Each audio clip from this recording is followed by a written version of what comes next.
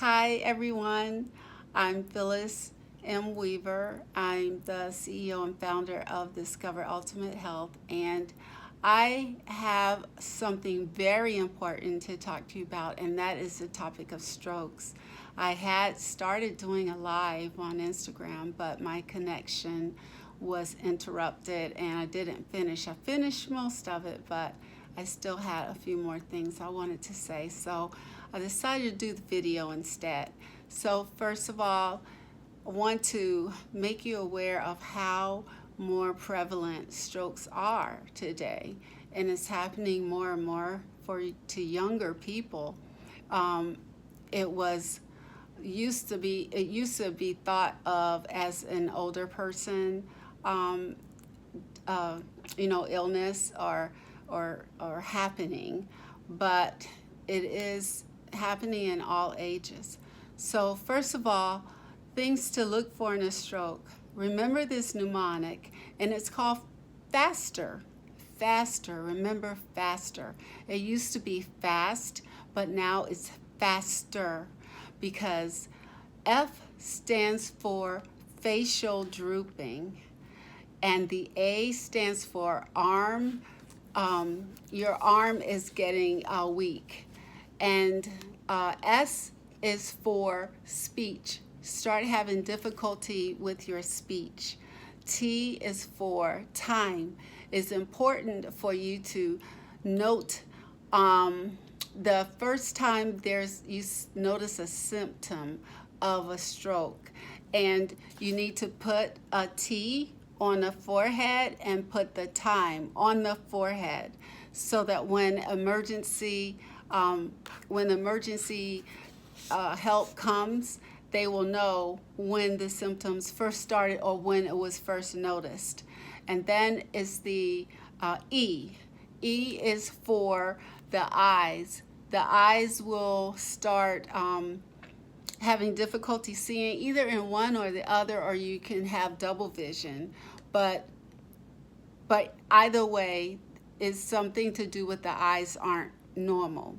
And then the R is for react. You need to react right away.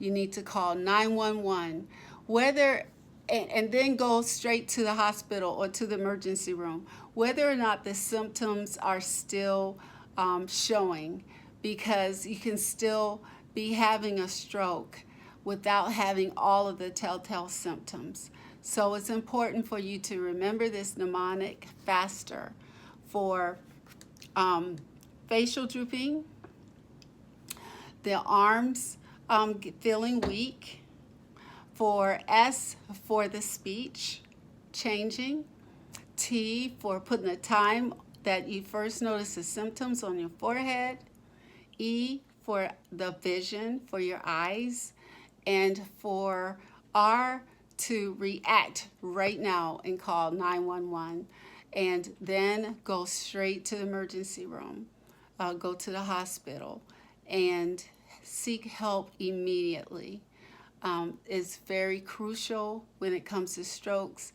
It is the time that is crucial, because the faster the stroke is attended to, the less probability that it will be, cause a death. My mother actually had a stroke, and it triggered a brain aneurysm, and she went into a coma. But she was speaking, but her speech, the things she was saying didn't make sense. She started getting really weak. I wasn't there, but these are things that were told back to me. I don't know how quickly they responded. I just remember my aunt telling me that she told my father that something wasn't right with my mother. And then they said that she started falling, and as they were holding her, she started calling out to her father and saying, "Daddy, Daddy." And her father passed away when she was 18. So she was seeing her father. To me, that's ominous. And it is something that sticks with me. She was about my age when it happened, and she went into the coma, and I was not here. I was not um, in the same state. I was in North Carolina, and my parents were living in Virginia, and I happened to be at work. It was my day off, but my partner had asked if I could work for her so she could go to a doctor's appointment. And it was during that time that my mother had the stroke. And of course, by the time the shift was over, I had contacted my partner, and she rushed as fast as she could. But then I had to get home, throw some clothes together, and drive about 3.5 hours to Virginia. And when I got there, it was already after midnight, and she was in a coma. But I'm blessed that the staff allowed me to stay in the room with her. Uh, they got me a comfortable chair, and I curled up with a pillow, and I was right beside my mother. And during that time, though, I was having an extreme migraine headache, which concerned the nurse, and she kept questioning me about the headaches. And I told her that at that time, I had been a migraine sufferer for nearly um, at least 20 years at that time. Um, yeah, 15 or 20 years, I'm thinking. And so, and then and so she was asking me all these questions, and I did tell her, she was asking me history. And my grandmother, my mother's mother, had also had an aneurysm, and but she survived hers, but it left her with seizures. So I just want to let you guys know how important this is, and pay attention to your body, pay attention to those around you, those who you know their mannerisms, you know how they speak, you know their facial expressions, you know all that good stuff, and you're aware when something's not right, something's off. She's not speaking like herself. She's saying things that don't make sense, or her eyes are looking funny. She's looking, her face is, especially like a lot of times people see like the face start drooping, and like the lips are doing, things like that. So, just look out for things like that, and just make note, and just be mindful of of your health. And I'm just gonna leave you with this for something to think about, and make sure you write this down. Put it someplace by a telephone. Put it on a post-it note, just in case. Stick a note in your wallet or your purse, or whatever, so that if you notice someone, having, symptoms, something off, you have this you can grab. Because a lot of times in emergencies, you start to forget stuff. It's like, oh, what am I supposed to do? What am I supposed to do?